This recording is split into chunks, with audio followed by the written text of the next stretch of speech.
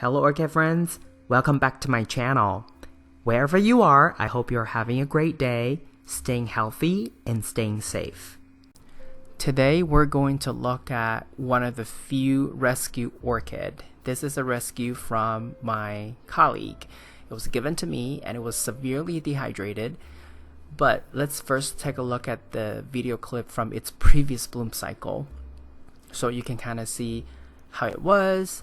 And then later we're gonna look at another video clip taken during the current bloom cycle.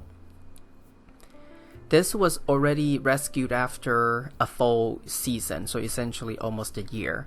So it looked okay, fully hydrated, and it was in bloom.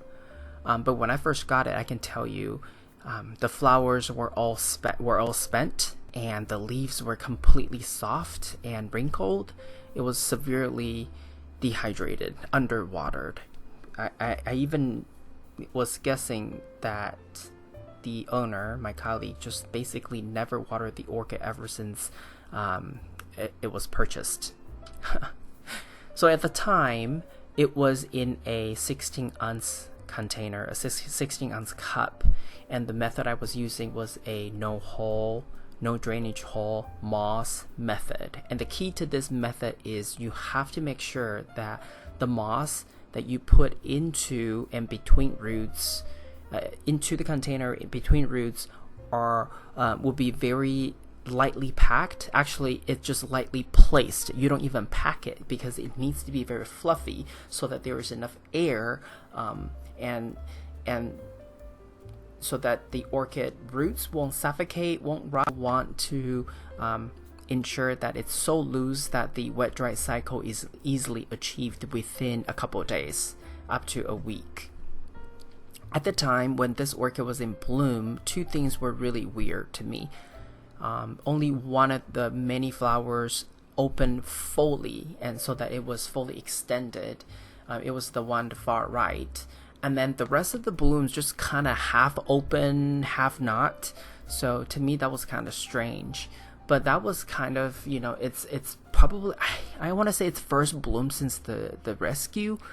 But anyway, it was looking really weird to me. And then the way that this orchid was branching, it almost looked like, it looked like it was trying to give out two spikes. But then at some point, it just decided that it wants to split. So it was quite interesting. Nonetheless, in the end, I had to at least put a stick and stake it up because it was getting a little too top heavy. So I think for next time, for future reference, it's probably better to stake the flower spike early on, because when you wait for too long, the spike is too hard and it's harder to train. Now this is its current bloom cycle and photos. I decided to stake it because I really want to avoid the top kind of situation.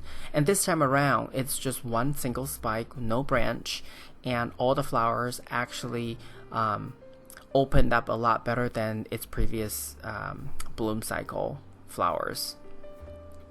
Only 5 blooms, not many by all means, because this kinds of orchid typically, I think between 7 and 9 is the regular bloom count. So the fact that it's under 7 blooms, it's only 5, that means that this orchid still hasn't reached its full potential. And that also means that I either need to up the fertilizer regimen, or I need to give this orchid a proper repot so that it would then have more opportunity to grow roots. I mean, essentially, when you're looking to improve an orchid, you have to think of a way or ways, I guess, make adjustments. And either you make adjustments with, in the fertilizer regimen, or you simply change the medium, change the container size, etc.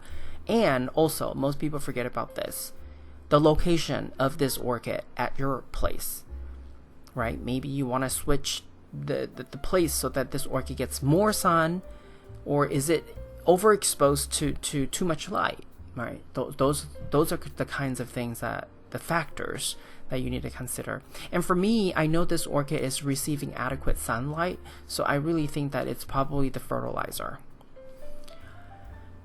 Now, for Phalaenopsis orchid purchased at grocery store, they are hybridized to a point where they can bloom for a long time, and they can easily be, I guess, induced to produce flower spike. But how you do that really is natural.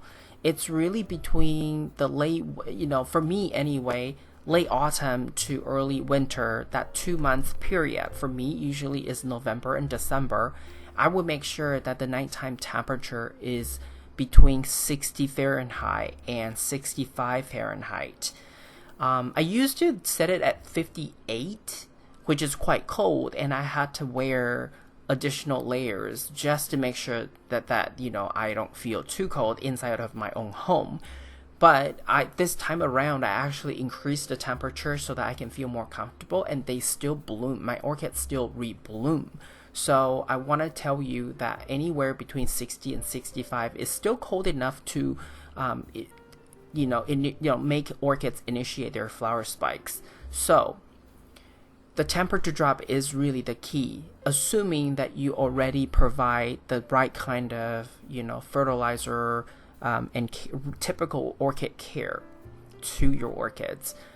A lot of my friends would ask me, how do you rebloom your orchids? And they don't seem to be able to, rebloom their orchids. And I would always ask why. They always forget about the nighttime temperature drop requirement. So that is really the one thing I think most people forget or don't think of. And maybe they just don't know, right? But that's what I wanted to call that out here, because I think for orchids, because they're bought from store, they still have enough energy in them. And if you don't rot their roots, there's no pest. You don't even need to fertilize your orchid maybe for the first year, and they may still do okay the coming spring to give you blooms. So it's really the nighttime temperature drop that would actually make the orchid realize I need to produce flower spike. Okay. Overall, this orchid this time around, the flowers are looking much more normal. It doesn't have any fragrance, but this orchid's color combination is interesting enough that I think it would have a place in my collection. The yellowish, greenish yellow color with magenta lips. So that's a very interesting combination in my eyes, from my perspective, my opinion.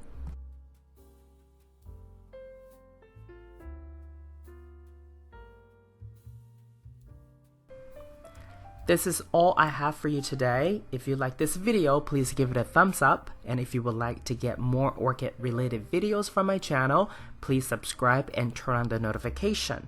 I want to wish you happy growing, and I will talk to you in my next video. Ciao!